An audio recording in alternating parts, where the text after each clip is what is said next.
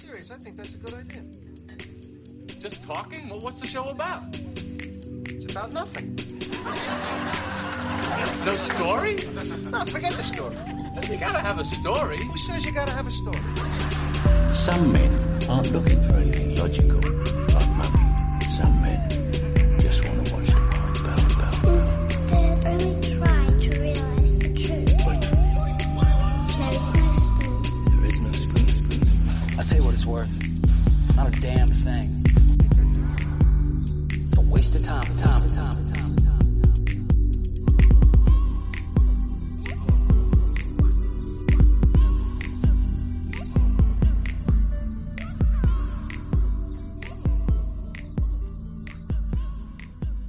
Welcome to Frivolous Fandom with Mike and Kev. I'm Mike. And I'm Kev. Let's get into some nerd stuff. All right, tonight's topic is the top 5 movies that would be awesome with Darth Vader. Darth Vader, as he's been known to be called by me right now. Dark Lord of the Sith, Balancer of the Force. Balancer of the Force, because you have to unbalance it multiple times either way to balance it the correct way. It's a very, very tippy scale. It's a very tippy scale. We've come to accept that. Now, before we get into the meat of this conversation, am I allowed to have one little side note here? Oh, yeah. One little PSA. So, as we're all aware, there's a new RoboCop movie coming out.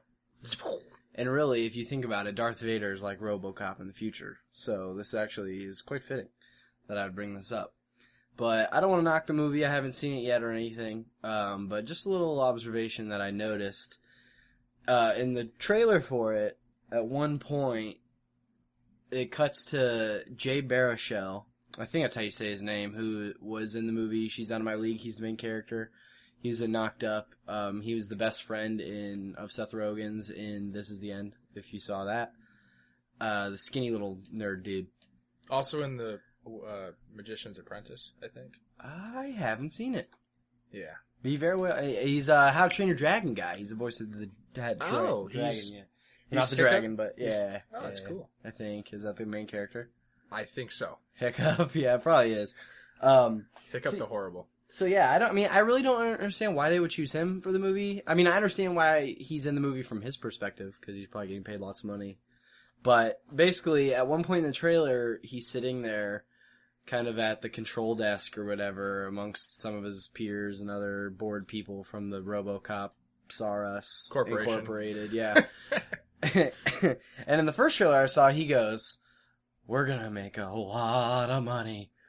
And I was like, I guess, you might be jumping to conclusions here, because this clearly seems like it's going to blow up in your face at some point. No context for this prediction. Somewhere around the whatsoever. climax region of the movie, I feel like it's going to blow up in your face a little bit. Lends itself to ironic conclusion. But still, it wasn't all bad. I was like, whatever. That's cool.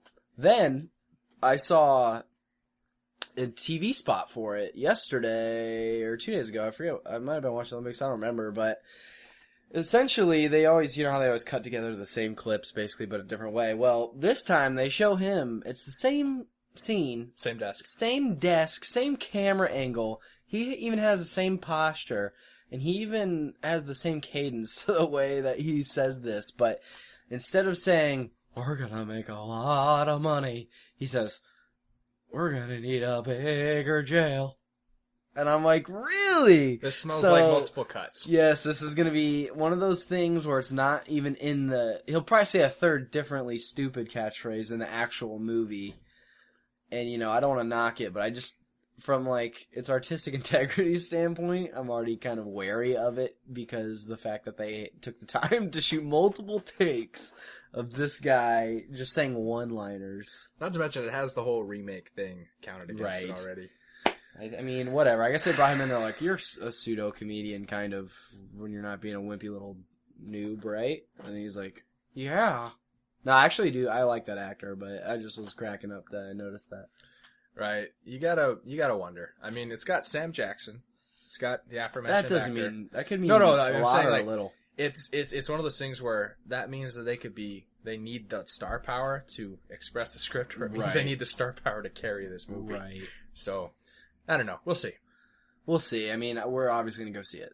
clearly. But we have to go see. What was the movie we had to go see first, though? Because it was so bad that we had to see We it. have to see I, Frankenstein. I, Frankenstein, and then what's the new one with the incomparable Liam Neeson? Oh, the plane one for the air marshals. Yes. Yeah. I will crash this plane. Because it's Bane, Everyone will die on this plane.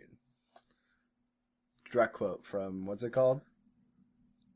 Wait. The Liam Neeson's movie? I don't know what it's called, to be honest. Crash this plane. That's what it's called. It's probably some clever, obviously it's not Redline. Again, why don't we just IMDb it? This is true. We have Google at our fingertips. I had this conversation the other day. I was like, there's so many answerable questions that we leave unanswered. What? What is that? Is that a Slender Man movie? That kind of looks like... Okay. We can't digress there. We can't. Let's just say there was something that caught our eye on the front page, so we apologize. But, let's see. Liam Neeson's The Incomparable. Wow, man. This dude's busy. He's making money. You can't... Non-stop. That's what it's Non-stop. called. Yeah, see, it was some clever, Blaine jargon. I mean, he's laughing non-stop to the bank, but the movie looks like a joke. Right? What did he actually do for Clash of the Titans? He was in the movie for maybe... Dude, I've never seen it. He was in the movie for 15 minutes. I've never seen it or its sequel. I had to make a stand, man. Against corporate America. It was my big stand. See, I said that to myself, but then I went ahead and watched The Last Airbender anyways. Yeah. See, So, we won't go there. We won't go there. Thank Yeah. God I watched the cartoon after that movie, because... Oh god, it was horrible. Anyways, so... To the topic. So first of all, I feel this is redundant, because if you're listening to this, you definitely know everything there is to know about Darth Vader. Probably. But on the off No, chance... you probably don't, dude. I just found a 900-page wiki. Everything to be gleaned from the movies and not from Wikipedia. I amend my statement. I'm just saying. So Kev, what makes him such a magnificent character? Excuse me. I think, first and foremost, what makes Darth Vader such a good character is his conflicted nature, right? Because I'm pretty sure every one of us has, certain talents that we know and certain things that we're good at. And in, Darth Vader's case, he's, the one. But he still has so much trouble doing what he knows to be right. And I think that's just something, everybody on this earth goes through at times. He's like that genius who can't do... it's a stretch and kind of corny to bring up Einstein. But Einstein had issues when he was younger with basic math. Because everything came naturally to him on the upper level. Right. So it's kind of like, he's sitting there, he's a Jedi, and theoretically, he's the greatest of all time. Right. But he can't just do this whole do nice stuff thing just for the hell of it, Right. So he's like, why do I fail as a Jedi when I'm the chosen one? He's got all the raw talent, but when it comes to being a Jedi, he's not... Ben Kenobi's better than he is, when it comes to actually carrying out duties as a Jedi. Yeah.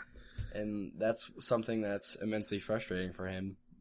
Which, if you piece all those angsty issues together, and then throw in the fact that he feels that he has to control everything because he is the chosen one, you can see where the arrogance would lead to his downfall. And once he had his downfall... as we come to know him first and foremost as this menacing Grim Reaper of the Empire, the right hand, the gloved-handed fist of the Empire. The gloved-handed Phantom Fist. The guy who can, that first scene in Star Wars, he gets commanding, powerful build and voice saying, "Rip this ship apart." Right? He has, forget force potential, force powers, throw it out the window. He's got the most powerful voice of all time, hands down. Oh, yeah. Played by the impeccable, the incomparable, the unbelievable, the unfathomable James Earl Jones. Yup. I don't care what role it is. That voice just brings it up a notch. Oh, yeah. Maybe 5. He just brings this depth and this, it's sheer power. It really is. That dude could read the ingredients off a Tootsie Roll wrapper and make it would you sound cower. Right? I think if Benedict Cumberbatch... By the way, what are the ingredients in a Tootsie Roll? Just Tootsie and Roll? Is two Mostly chocolate, I would believe. chocolate, Tootsie, and Roll? Yes, in that order. In that order. But like, if Benedict Cumberbatch wasn't the voice for Smaug, I think James Earl Jones is probably the only guy. Yeah. I mean, if he wasn't chilling at a beach house in Wherever the hell he lives. wherever the hell, which I mean, at least I hope that's where he is. That's what he deserves. At But this yeah, point. like that's definitely what he deserves. I mean, Cumberbatch, Backached. It's British. It's read like It's it. British. It's read like it's written. You're right. I mean, the thing is, he had a great voice for it, but I felt like they did some post work. Oh, they had to, just because he's got the flavor, but not the timbre. Right. That makes and no I sense. just feel like James Earl Jones, I mean, I guess I don't know for a fact, because I've never researched it, whether or not they did post editing to his voice, but I'm pretty sure that's just all him. You know, He just got that I'm thinking back to the documentaries. bass and in there. Yeah, well, he's got that unforgettable voice that shakes the rafters when it's loud. Right. And as far as Vader in terms of a metaphorical character, I love how he literally gave up his humanity in a literal and figurative sense. He gave up his humanity in committing these acts Right. for what he considered to be the greater good, Right. ignoring the very virtues he claimed to fight for, Right. and in the process lost like huge chunks of his body and became more machine than man. Right.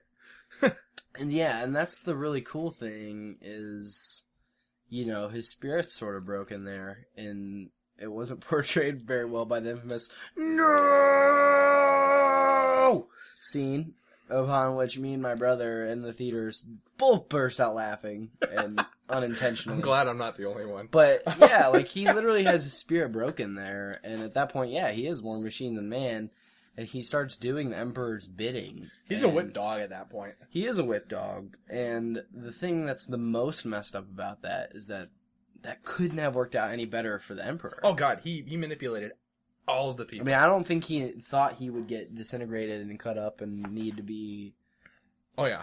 turned into a cyborg, but it sure worked out for him. I sometimes wonder what would have happened had, forget Anakin, okay? He's skilled, and he's powerful, quote unquote.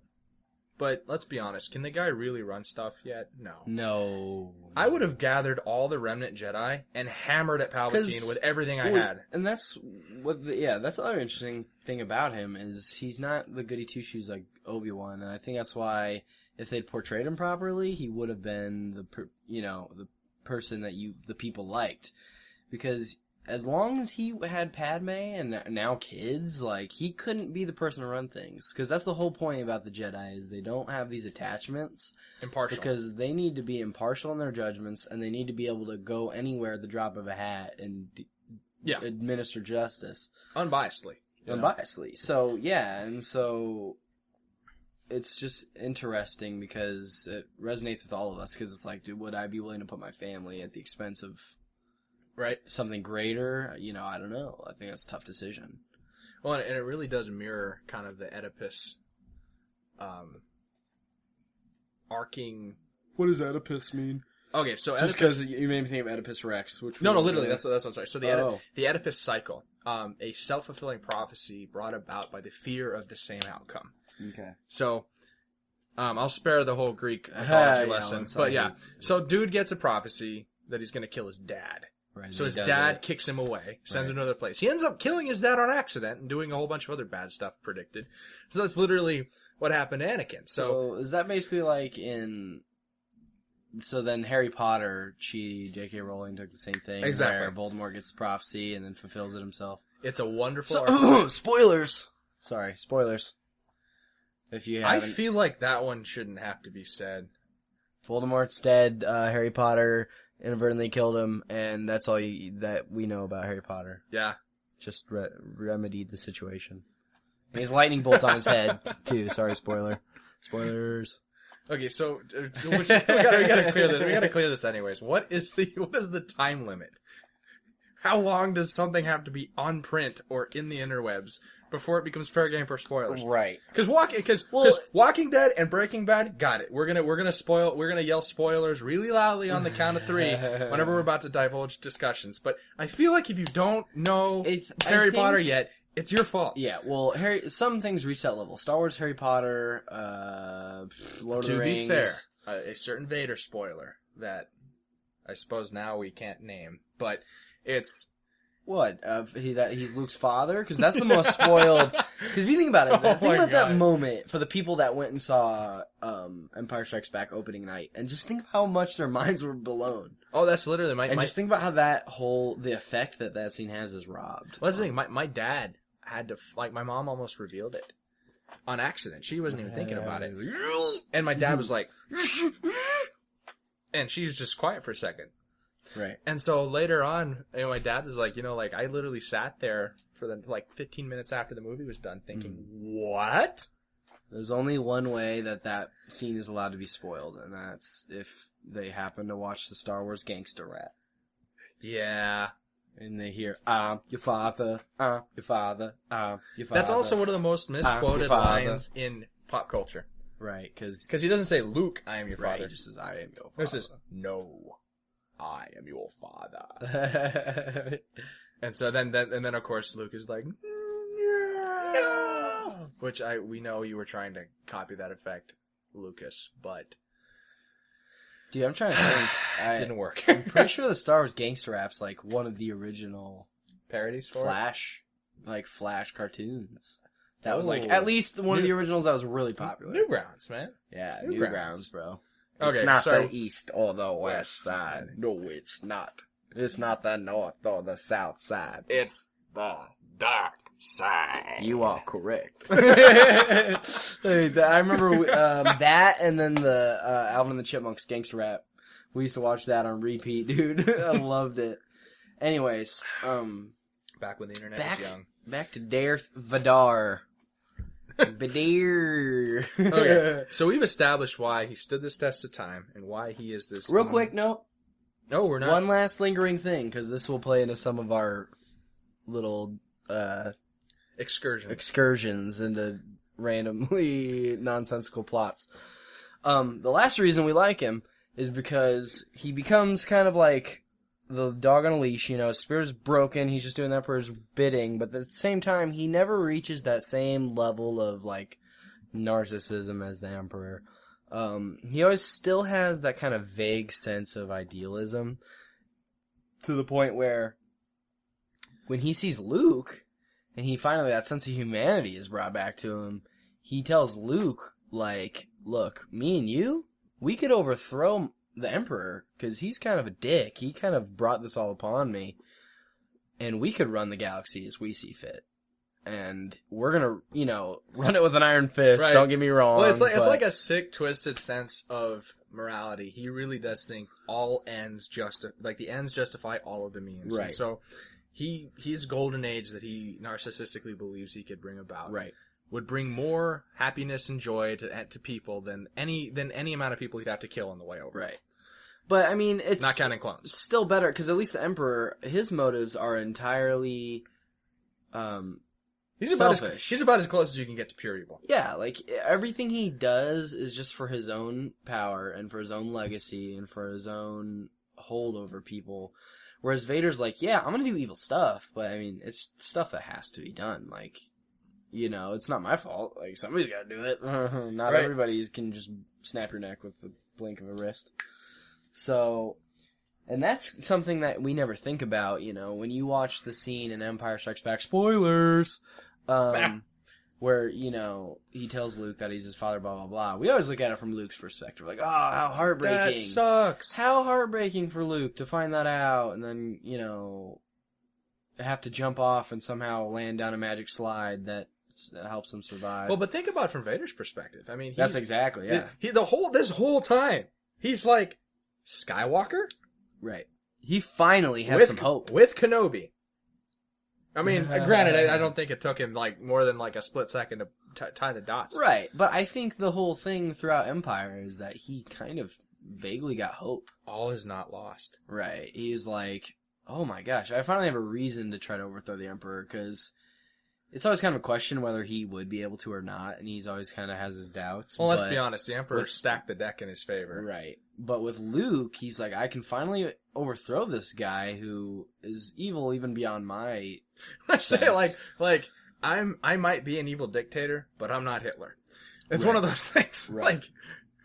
And so, just think about that, and then Luke turns him down because Luke doesn't fully understand yet. And that's why I like in Return of the Jedi when he's like, there is still good in him, and Luke finally, I think, starts to piece together after he's had time to reflect, obviously. Right. I don't blame him for not just being like, yeah, well, let me go with you, Darth Vader, because he easily could have been A, lying, B, just well, it literally takes until he imprisoned him the second later. Right, well, it takes him to, Grant, I mean, he's trying to freeze me solid in a fictitious metal. Right. Yeah, forgive me for doubting what you have to say. Well, yeah, and Vader's not perfect there either, because Vader could have gone about it better than...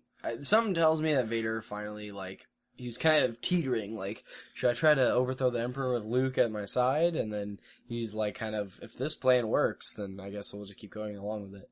Or, I don't know, maybe he planned on freezing him and taking him somewhere where he could hide him from the Emperor.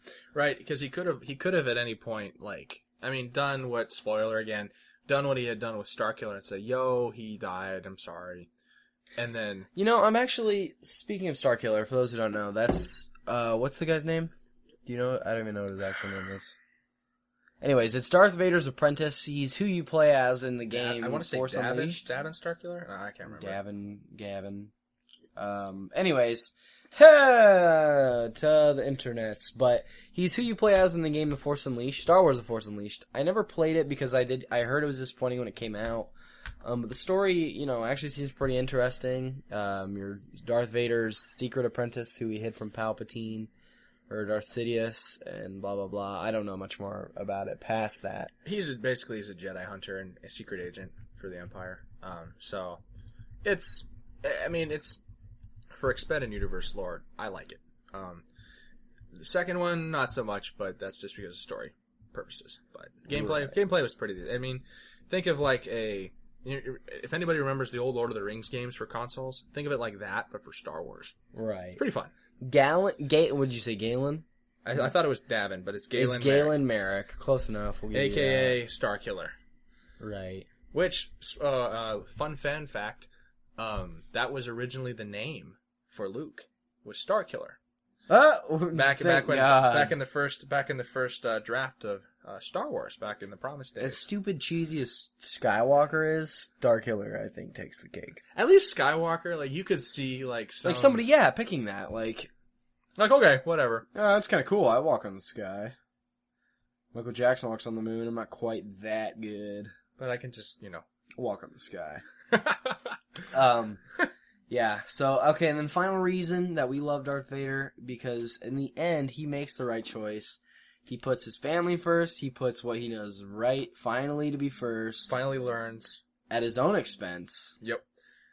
Well, he finally connects the dots. Because I think that's what he never got. He never actually had the self-sacrifice that a Jedi... No, and he wanted to, and that's the sad part, but he wasn't willing to let go of control. Right, exactly. He wanted to be in control. He was arrogant enough to believe he thought he could, I could have Padme on the side and it's not going to interfere with my Jedi training and my, my learning. And once he started compromising on one thing, it just got bigger and bigger. Right. And then it probably didn't help that he had Boy Scout Obi-Wan. Right. As everyone pointing, why can't you be like your master? Right. And unfortunately, he took that begrudgingly when, he could have actually learned from Obi-Wan. Oh, yeah. But again, you should never compare yourself to... I mean, you can objectively, but yeah, that's one of those things that we all struggle with too, is you have who you looked up to. You can't compare yourself to them. You can't try to be them, they have what they're good at. He was never going to have that strong sense of, unbudgeting. Well, it's one of those things where he was always the sword, but never the... I mean, the hand isn't a good metaphor, but he was never the guy who needed to run stuff. Right. Even no matter how powerful... Just because you have that force power doesn't mean that you have the mind. He needed to be directed. And... Obi-Wan had that profound understanding. Obi-Wan was truly Yoda's successor. Right. So, now that we've kind of... There you go. That's the basis, then, for why we even bother to make this list. Because he is a very... As trite as he's become in our society, pop culture, tropes, etc. Right. He really has stood the test of time. If you talk to a 5-year-old now, how many years after the 70s? Oh, man.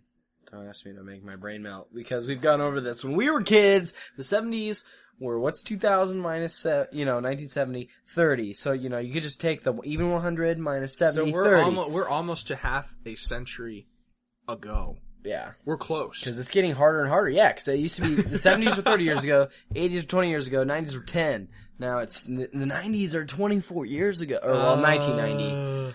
It was 24 years ago. God, if you're old. Like, what? Right. And so, it puts, it's 40 years old nearly. And if you talk to any 5-year-old, he knows, at least that has access to Western culture and internet, knows who Darth Vader is. Which, He does. unfortunately, a 5-year-old shouldn't have as much access to the internet as But they they have. got it, we know But it. they got it. So, yeah, he's a character that everyone knows, and as cheesy as he is now, through, like, parodies and whatnot, he's still a great character when you break it down and aren't afraid to get nerdy with it. Yep. With it. Which we can definitely take apart and break down more in terms of the whole archetype thing, which is something I'd like to talk about. Google Hero with 1,000 Faces if you want to kind of read about that. What is that? Quick, very brief. Very brief. It is the concept that stories since the dawn of time have not changed all that much, just the when and the why. Well, yeah, definitely. Because they weren't having sci-fi back in Oedipus Rex time. Well, was that Shakespeare? Was that Shakespeare? Well, not the original story. He wrote it, though. He wrote a version of it. Yeah, I say that one's actually dates really, back to the Greece. Anyways, I digress. Google it. Yeah, Google it if you want, but it's a wonderful read for story development. But yeah, so let's get into it. Let's do it. Number 5. Number 5. Indiana Jones. Indy Jones. That doesn't even make sense, Mike. Why would he be an Indy Jones? Well, let's be honest. The name Stormtrooper came from the Nazis. Touche. That was what the foot soldiers of the Wehrmacht were named. So that's where Lucas took that from. Although that's coincidental. But also, we have the same actor who plays Han Solo and Harrison Ford. Right. Which you could say would make for an interesting mix up. If Darth Vader was involved with that.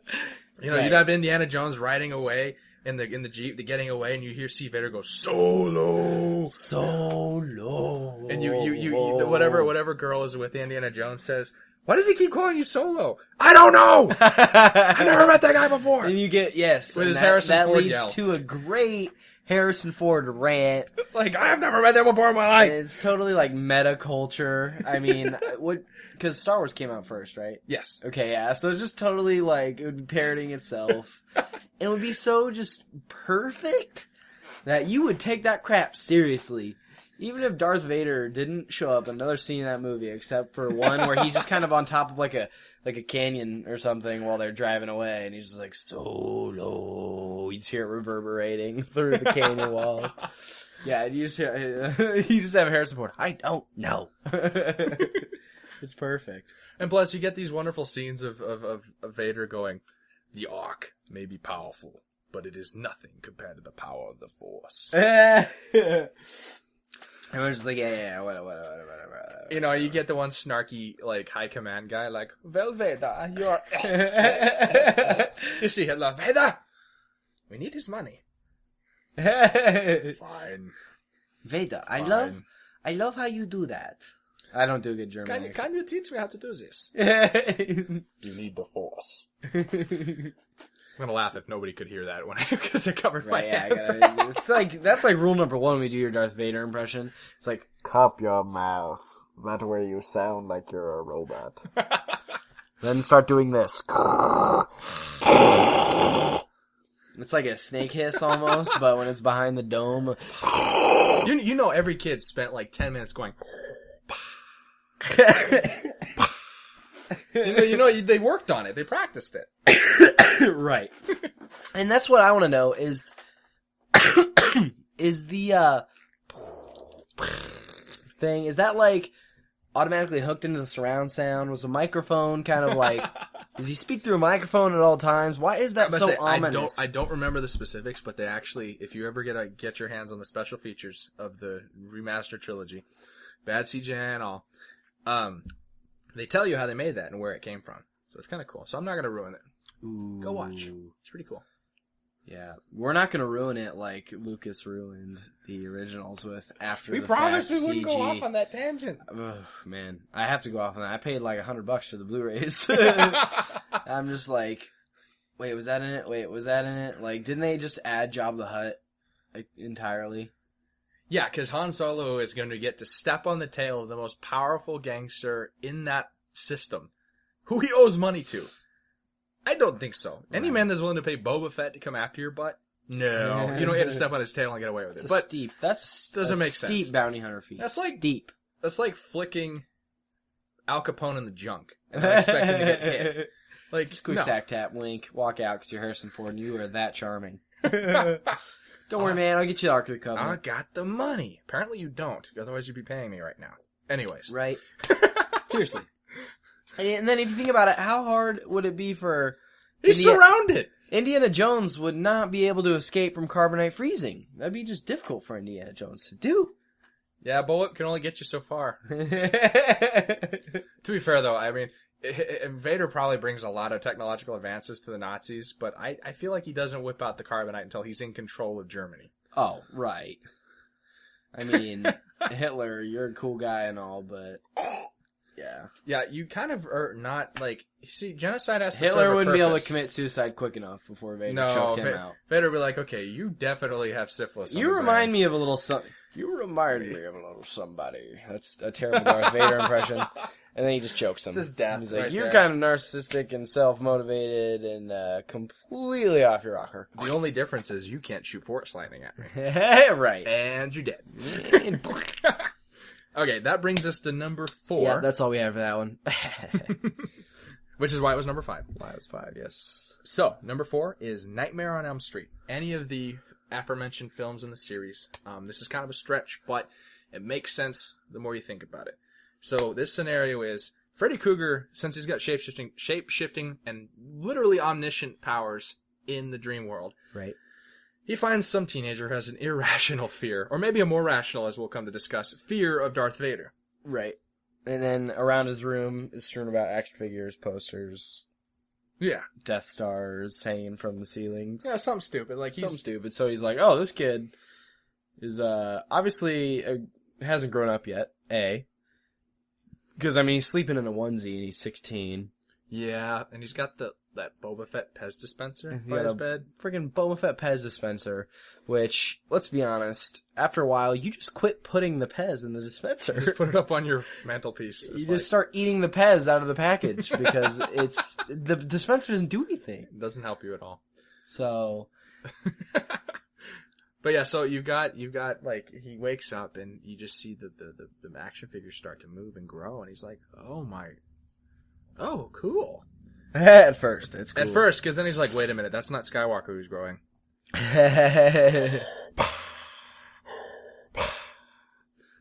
Right. Instant surround sound. Yes. Just one of those oh crap moments where you're like, I'm gonna die.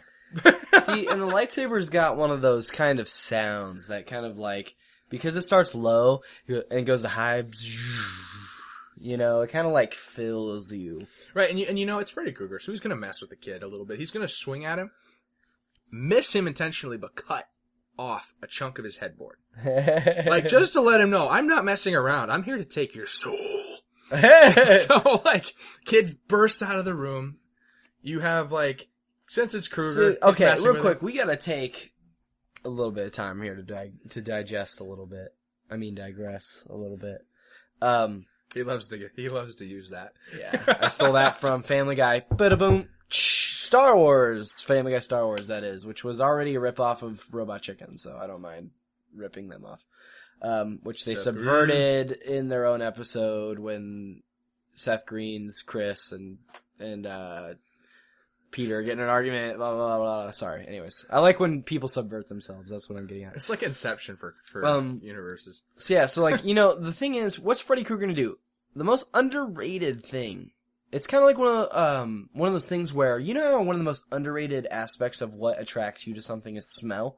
Like, you don't really realize how powerful smell is. And like Because it's so built when in. like a girl or something that you like, or a food, yeah, it's just it's interesting when you catch a whiff of it. That's what brings back like memories, the feeling that you had and all that. Smell is just so underrated, right? Well, when it comes to fear and genuinely being scared, sound is actually so undervalued. You think if something looks scary, you'll be scared of it, right? But take like a game like Amnesia. Amnesia, the graphics are atrocious. Like, there's nothing scary. Well, I mean, it's dungy and stuff, but you don't even hardly see the monsters. It's the fact that if you're playing it right, you turn off the lights. You have good headphones on. Right, you have that surround sound on, and you're constantly hearing shrieks, noises, banging from all directions, and it almost is a feeling that's inescapable. And the sound is what really builds up the anticipation. Same thing with the Slender Man game, if you've ever played it, where you have to find the notes.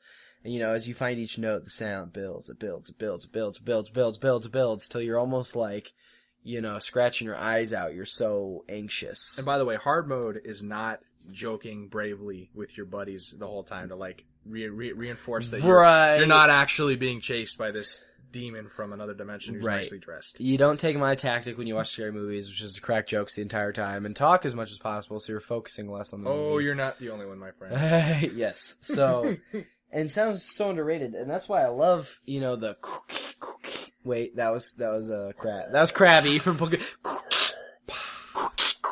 Sorry, that was Krabby from Pokemon. That wasn't. Oh yeah. And you do a lot better. Here, right into the mic for me.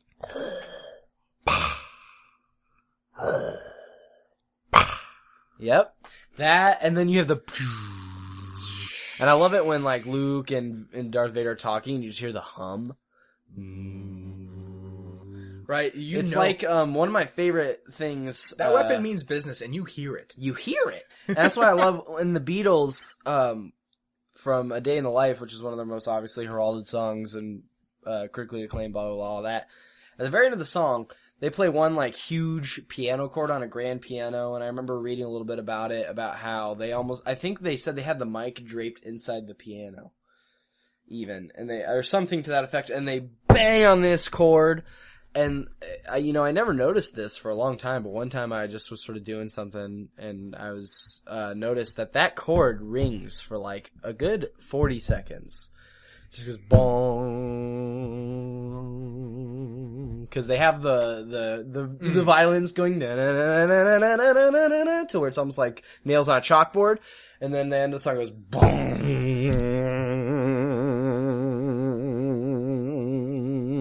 and it goes for 40 seconds like that. And as the note carries, and as the strings, or is it a string in a piano? Yeah. So as the strings in the piano start to kind of, the vibrations change a little bit. And as they start to slow down, they get deeper and deeper, and the noise is changing constantly. And the only way you even hear this is if you're, like, on headphones and have it way turned up to appreciate this. And that's sort of like the lightsaber sound. You have to, if you really listen to it, you just hear the different vibrations of the lightsaber. It's a living thing in and of itself. And so it's got more character than a lot of right, other the sound of the weapons. lightsaber has character to it. Like, it's unmistakable. You hear the sound and you know that you could be cut into a piece in a heartbeat. Yeah. And so obviously this poor kid doesn't make it because it's Darth Vader. And it's long and it's drawn out and it's really gross. Well, yeah, and talking about, you're like, oh man, that figure's growing. Oh no, that's Darth Vader growing. Oh wait, he's like 8 feet tall. That's what people I forgot. He's actually really scary if you think about it. Right. Like, look at the look, and this poor actor who there's no way I'd remember his name, and if he for some miracle is alive, I apologize. Whoever the commander was. The commander. Any of them that Vader force chokes. That he chokes. Any of them. Right. They're sitting there, and those actors really do a good job of like showing the sheer fear. Right. It must be to work on that ship. Because you're like, congratulations, Captain, you've been promoted to Commander, and you will be accompanying Lord Vader. And you're, up until that comment, you are like, yes, I am made. I'm gonna get some cushy job on, what do you mean, Vader? Right. It's like, my life expectancy just shortened by like... Right, I heard there's a low retention. I'm probably gonna die.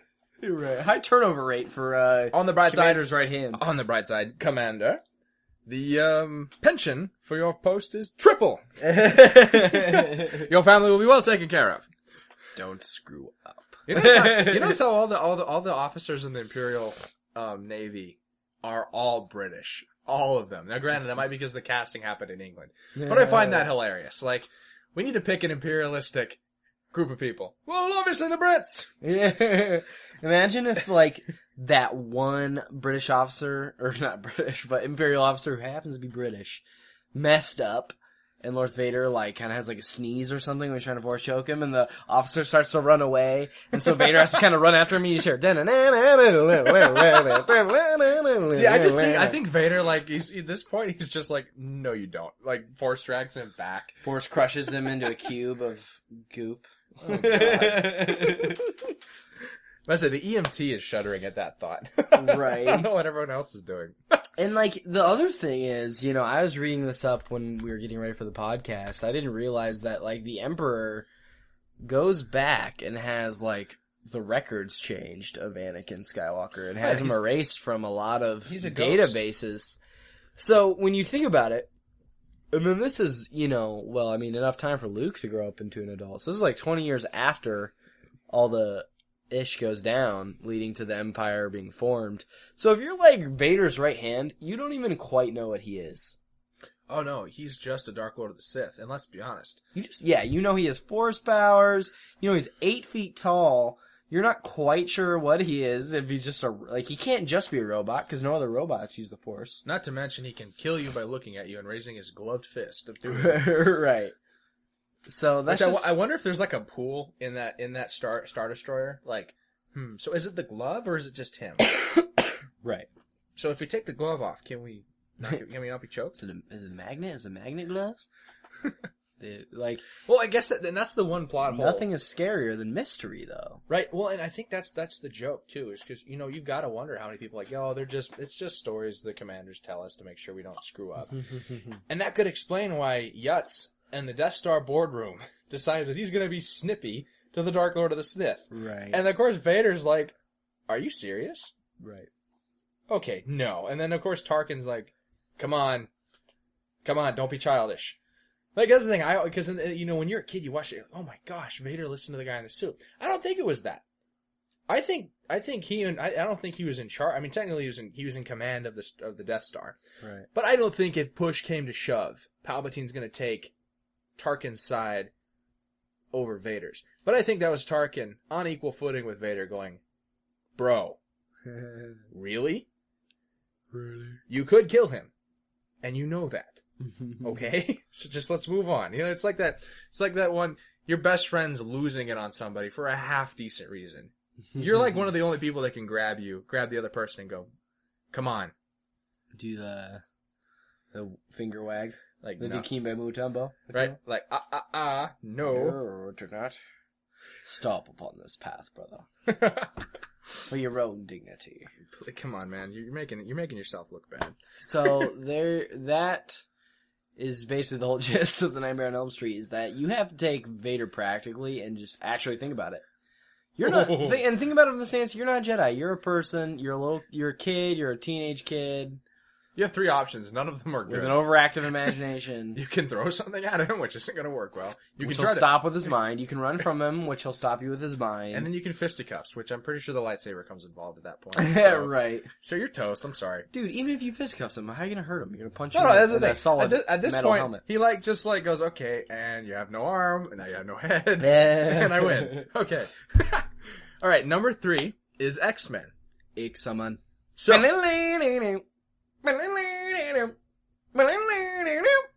Get him.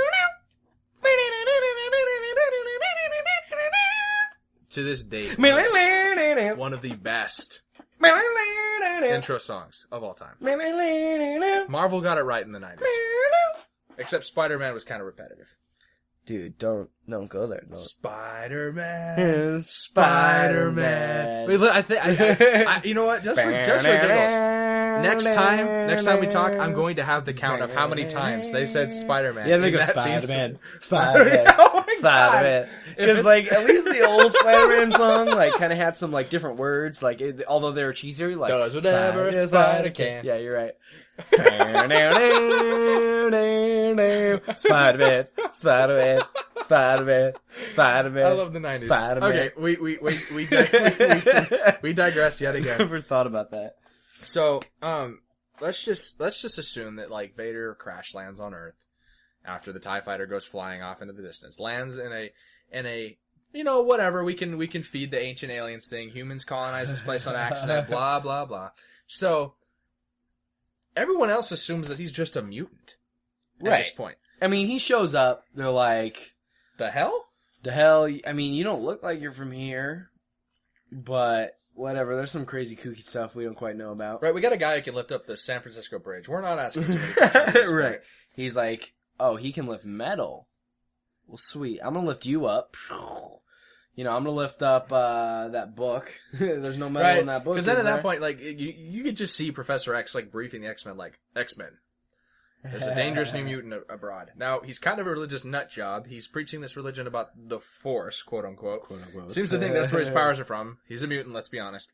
Right. I can't mind tap him. Right, So because, this is kind of- that's true. Yeah, when Professor X goes to, you know, read his mind and get a beat on him, he's like, okay, I sense that, and I'm going to muddle it with the Force. And he's just like, yeah, so I think he's just like a slightly less powerful version of Jean Grey. He can lift stuff. And he's got a really cool sword, which, Logan, could you show us your stump? Yeah, he cut Logan's hand off, okay? Right. Be very careful. He deflected Logan's most vicious blast from his eyes. No, that's Cyclops' is Scott. Logan. Good call, yeah. I was thinking Cyclops. No, but you know what though? Let's be honest. We always joke about how Cyclops' eyes only work on unliving objects. Technically, his eyes should work on Vader. Right. Or parts of him, anyways. Because he can destroy a building, but can't blast through living flesh. Which, like, he can blast through anything except for the bad guy. Except for because if people. the bad guy died, then they couldn't bring him back 3 issues from now in the resurrection issue. Not to mention, like rated M ratings for the Right. cartoon. Oh gosh. Not even, dude. He just turned him into red mist instantly. Vaporized. Right. Or would it cauterize? You know, like... If you think about it, the lightsaber cauterizes when you cut off an arm with, like, Scott Summers with his... I mean, it laser doesn't blast. matter if you cauterized a hole in where your organs are supposed to be. You're comatose. Right, I mean... I don't feel like I don't need to be an EMT to let you know. When he's got the little dial thing, like he's Geordie or something. Right. Just beam it, like... Could he like surgerize people? Can he like refine his laser Superman that did it, well? but Superman had a useful laser vision, so I don't know if Yeah, it's... plus Superman, I mean, is OP, and he's allowed to do whatever the writer wants him to do. He's that's the built thing in people Deus don't Ex Machina, understand but about we Superman. We can't go down that road. We will stick there for 20 minutes. One topic though. You gotta cut the writers of Superman some slack. People don't understand. That is liberating right there. Oh, he can do whatever I want? Oh, that's cool. That's too much power. That's so much Anyways, power. anyways. Too much power for one man to handle. So we know that he throws in a fun loop because everybody, I mean, his powers don't need to be explained. They don't need to be retconned. Makes sense, at least to that universe, even if it is the Force. Universe. So Then he comes to like little grips with Magneto, right? Because clearly him and Magneto are going to be the two people like looking at each other like, oh, you're willing to do what needs to be done.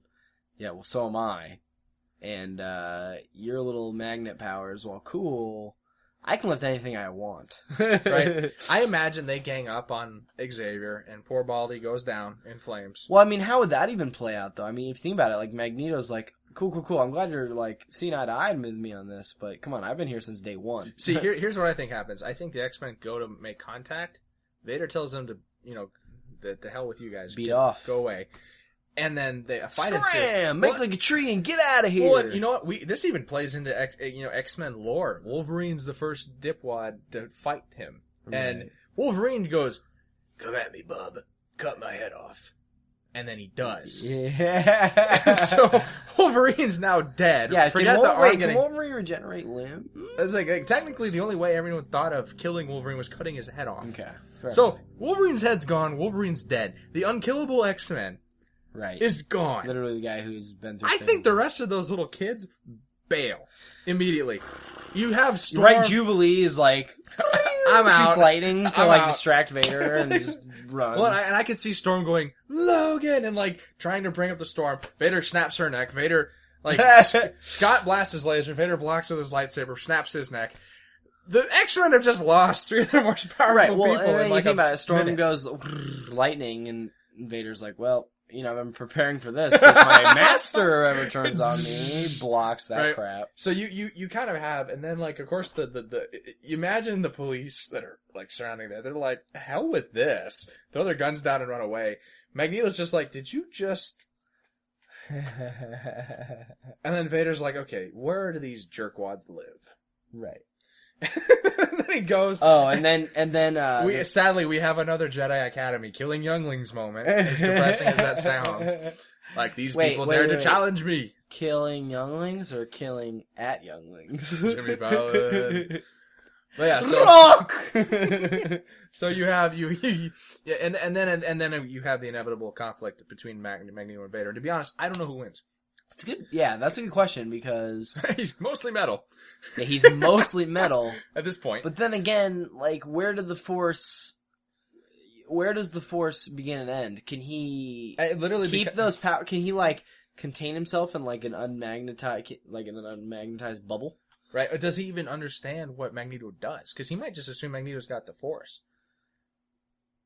That's a good point. Yeah, I mean, do they start fighting right away? Because if he has like Well, at enough this point- time to watch well, Magneto, clearly at this point, it's like, okay, so this is essentially like a shootout from the American West. Who pulls the trigger first? Yeah, right. So I don't know who wins that one. In fact, we're gonna ask that question to you. If any of you guys are listening and deem fit to reply, Right. who do you think wins I mean, and they why? both have wicked sweet helmets. They both have wicked sweet capes. Both are vicious, Both are vicious. Both will Bloodthirsty. do what you won't. right? They won't do what their overly Idealistic counterparts Oh God, this won't works. do. Both of them paralyze their Best friend. No, Best friend. That doesn't happen. I mean, they don't really paralyze. No, they don't. They don't paralyze. Going a little over haywire. I mean- but they don't see eye to eye, and they eventually turn on their best friend. Yeah, they fight him eventually. So it's just they're actually really interestingly similar, and you don't really think about it, and not in all the same ways, but in a lot of ways, Most of they're them. interesting in a lot of the same ways. Magneto and Darth Vader are, so yeah, Excellent archenemy excellent, parallels. excellent. Okay, that brings us to number 2. Number two. Lion King. So our first talking point in this one is Zimbabwe. James Earl Jones James Earl Jones. is the voice of Mufasa and Darth Vader. So, it's built-in comedy, let's be honest. It's built in. And since Kevin thought of this genius idea, I'm going to let him narrate. So, you gotta have your big reveals, like the big reveals. That's what everyone goes to these movies for right nowadays. These intros. kiddos nowadays, they gotta have the big twists. Thanks, M. Night. Thanks. So, you go to this movie, you're like, it's a cartoon. It's awesome. There's like parakeets and what is Zazu? He's not a parakeet. I think Parrot! he's a toucan. A toucan slam. You got your toucans, you got your lions, you got your antelopes that eat the grass, and the lions eat the antelopes, and then the lions become the grass, and you're like, man, this is hitting me so close to my home. I'm loving this. And then all of a sudden, it gets that one. There's a Drax baboon somewhere in there. There's a baboon, Rafiki, over there, scritchy scratching his booty. And then, laying down prophecies of his own. And then, you can kind of tell Scar's a dick, but you don't want to say that because your mom's with you and you're 5 and you're like, I can't call somebody a dick because that's not what I'd call them because I'm 5. I think Meanie Jerkhead would probably Meanie be Pooper Scooper closer. is where you get to. And all of a sudden it gets that scene that we all can't talk about without crying. tearing up at least. You get to that scene where... Let's be honest, you looked at your dad.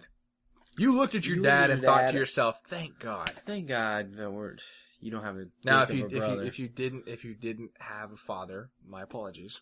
Or your dad wasn't with you, then this doesn't mean for you. But For those of us lucky and blessed enough to have a father, I straight up looked at my dad and gave him a hug. I did. Had to give him a hug at the scene that we all know and we get through, but it's so hard. You know, when the antelope stampede starts as instigated by... Wildebeest. Was it wildebeest? It was wildebeest. What did I call them? Antelopes. Oh, well, no, they're not that intimidating. But a wildebeest stampede, imagine that! Rifling through this valley that's so conveniently there.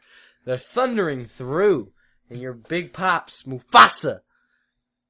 King of Lions. Mufasa Mikasa Sukasa. He saves you, right? Because he's your dad. He's there for you. He's been there for you. As long as you ever can remember, he's been there for you. And he is invincible. Saves you. And then, of course, at his own expense, he falls back down the canyon. He's about to get stampeded and rammed over and dead. And then he starts climbing. He's climbing. And you're watching all of this break down. Because you're Simba, apparently. I didn't preface that. You're Simba, and you're watching this. And all of a sudden, of course, dickhead, jerk, meanie head, pooper, scooper, Scar has got to throw his own brother because he's power hungry. He's got to throw him down. He doesn't even just toss him. He claws his paws first. His paw. Clawed the pod. It's like, I'm going to give you some insignificant pain while I'm at it. Yeah, I'm going to give you some pain to make you dwell on the fact that you're about to die. Because I'm a manipulative, backstabbing little wanker. And he throws your father, your very own flesh and blood, the man who's taught you everything you very well know in this world, who's taught you everything. Into the rampaging abyss. Into the rampaging abyss to what you know to be his death. And so you scream out, Dad! And then all of a sudden in the background you hear, No, I am your father. And you turn around and you're like, what the crap? This is a cartoon movie! What is Darth Vader doing in this movie? And it makes no sense! And tell me true, how amazing would Vader Lion be? No, he's just Darth Vader, Mike. He's just Darth Vader, and you're like, what is Darth Vader doing in a cartoon? This makes no sense. But then it occurs to you that James Earl Jones voices both Mufasa and Darth Vader. So he is, in fact, actually your father. And you're like, what? And then you wake up from a very weird dream. But think about how brilliant that is. You're like, you don't even argue that crap because it's true. He is your father. And then now you have the anger within you at Scar. Darth Vader's like, see Simba roll over. Darth Vader's like, together we could overthrow Scar. And we could rule the Pride Lands as father and son. And then it just makes utter perfect sense. But Dad, you're not even a lion. Dad, you're not even a cartoon. Because it's just a human person in the cartoon. It's just, the same Darth Vader. I mean, hey, they pulled it off in Mary Poppins. Hey, yeah, exactly. Which apparently, groundbreaking movie. Apparently the author for Mary Poppins hated cartoons. if a Disney made biopic can be trusted. But I'm not saying anything. It was just it's funny to think about that kind of like the kids are not going to have any idea what's going on. They're like, what? And the adults are like, like, hey, James, I see what they did there. Right. And anyone that gets the joke is going to love it. And then best part yet is that Mufasa comes back as a ghost. Just like Anakin Skywalker comes back as a ghost. James Jones. So also, you have both Simba and Luke at some point screaming, no! So parallels abound. Parallels abound. It makes way too much sense to not have been on our list. But it isn't number one, Mike. It's not number one. No. And you know what is number one, Kevin? What's number one, Mike? Lord of the Rings. Lord of the Rings! Now, I have a feeling that the fellow Tolkienites are going to be making a very skeptical face right now. Right. They're looking at me like, making their brows are furrowed. Yeah, right now. they're looking at their computer screens with but slight you know concern. What? It makes sense when you start to think about it. Because we got to go back here a little ways. Let's go back to this whole scenario we played out earlier for X-Men. Let's go back to Darth Vader flippy flopping, spinning away, swimmy tromming through space in his TIE fighter after his defeat.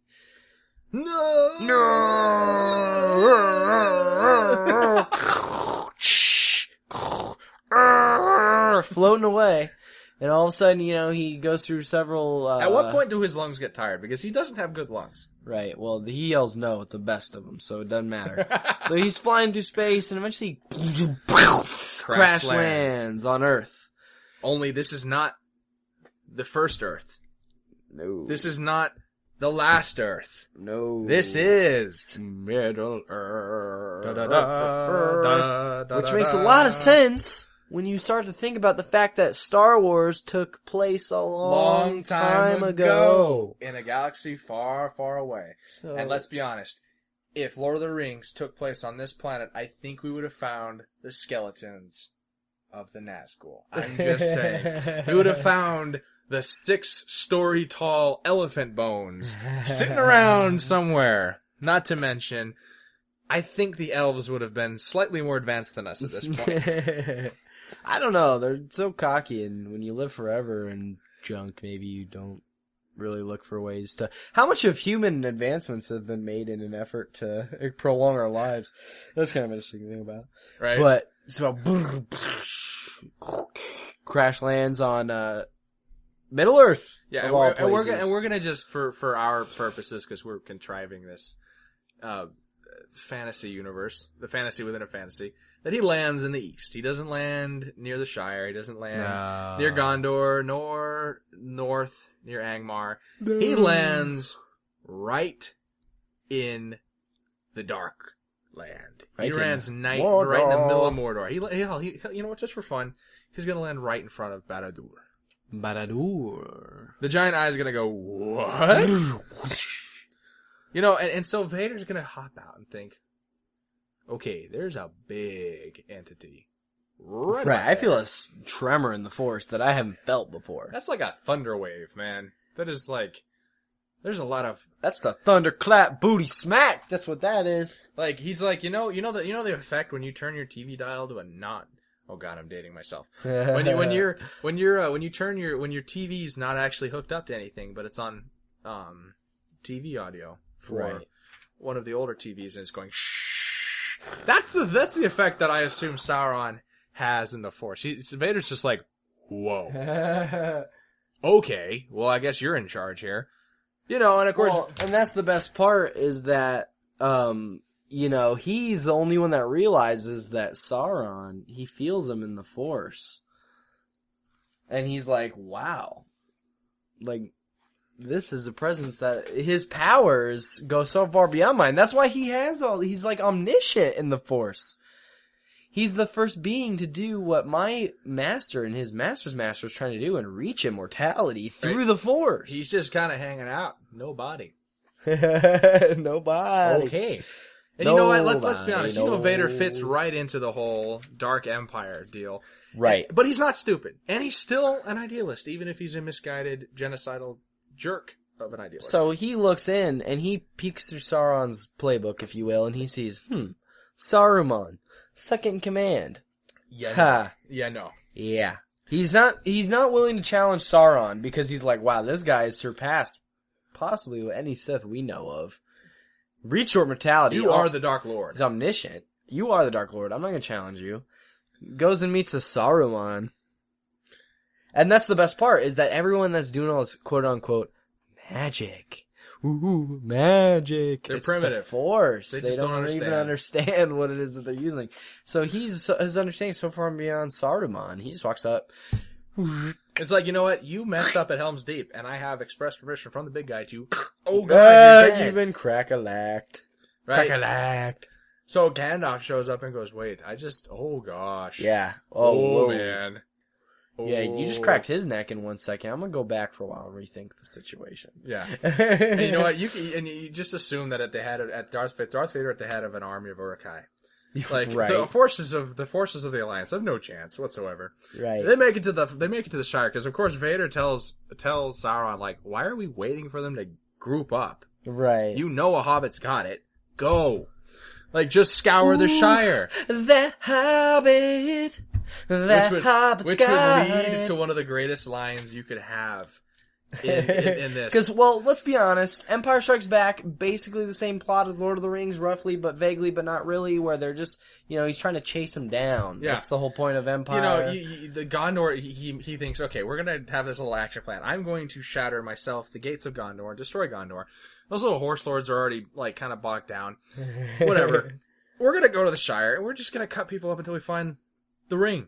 Right. Thinking to himself the whole time, and I'll take the ring and, throw it in the fire myself. Because I don't want him in charge. Because if he's this powerful now, what's he going to be like with this ring? Which clearly he doesn't mind anybody putting on. So I'm not going to do that. This dude has figured out how to embed the Force within an object. I don't want to put this on. I don't want to go there. It's tempting for a split second, but no. No. He's like, it makes sense that he's this far away in a different galaxy, far, far away from Sidious. That must be why we never felt this guy. He's crazy. He's insane. So then he gets to the Shire. His forces are about to embark. The poor Rangers of the North have fallen. Kind of like similar. On the Tantive 4. They're all dead. The door explodes, and in this case, the gates get blasted open by a force push. He walks in and goes, "Tear this Shire apart until you found that ring, and bring me Frodo Baggins. I want him alive." and then they go, "But Tails is with him, sir." No, but then they go, "What do you win the treant for, sir?" "Ents are not my concern, Commander." Bring me them alive. Right. And so basically, they go on the Grand Quest. Meanwhile, let's just hypothetically say, for the sake of there being 3 movies, that Frodo makes to Mordor or whatever. And then you don't even need Gollum at this point, because here's all that happens. Frodo kicks down the thing, runs up to the edge, has this big moment where he can't decide because he's been so corrupted by Mount Doom. The One Ring, which turns out to be the Force Ring. He's been so corrupted by his power that he decides, nope, I think I'm going to keep it. And Darth Vader goes... You can just see a slow-mo of Gollum, running towards it. No, get this. You don't need Gollum. Here's all you need. Frodo has his moment. He puts the ring on. He says, I'm not throwing this in the fire. Goes to turn around. Vader Force pushes him and goes, all too easy. Puts him in the fucking mountain. And then he basically, at that point, he wins. And then he wins. Sauron, boom, destroyed. Vader stranded on the stupid planet, way off, with no way to get off because they're so dang primitive, says, screw it, I will rule this world for all it's worth. And I will rule it well. And there will be peace, but it'll be peace as I dictate. Yep. And finally sees his vision fulfilled, granted on a much smaller scale.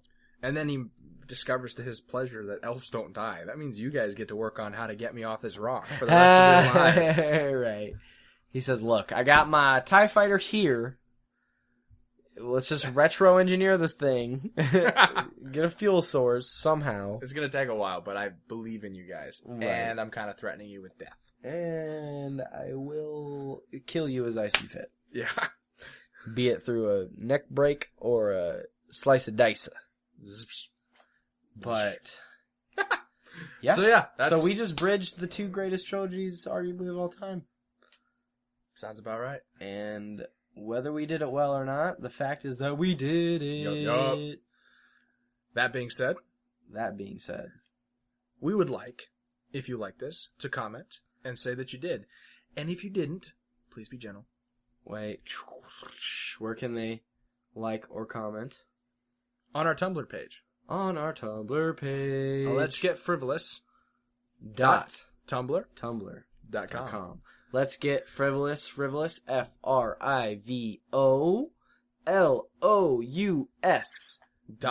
Tumblr.com.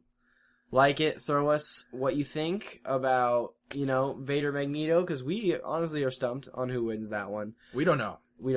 But furthermore, we would like more topics. We have more that we have cooking up in our bread baskets, but once again, we want to talk about what you want to talk about. Because reason stands that you want to listen to what you want us to talk about. Yeah, reason stands you want to listen to what you want to talk about. And if in some small way we can incorporate you and make you feel owned within this podcast, then that's the mission accomplished for us. That's the goal. That is a gold medal. That's what we tried to do. That's the gold medal. Sochi 2014! USA. USA. USA. USA! Third greatest country in the world. We did not just say that. I'm just kidding. It's the first, clearly, forevermore. Suck it, Emperor Palpatine. Anyways, that should about conclude it right here. We've decided to try to post them weekly on Thursdays. Thursdays is the day to mark on your calendar, or more likely your smartphone Or your agenda. slash You know, you could have an agenda still. agenda if you are so swag as to have an agenda. I wish I did. I'd be a lot more productive in my life. But yes, Thursdays is the day for new Frivolous New content. Fandoms, new content. That does it for this week. Like, And follow, comment. like, follow, comment, let us know. And we will talk to you guys next Thursday. Hasta la vista. Baby.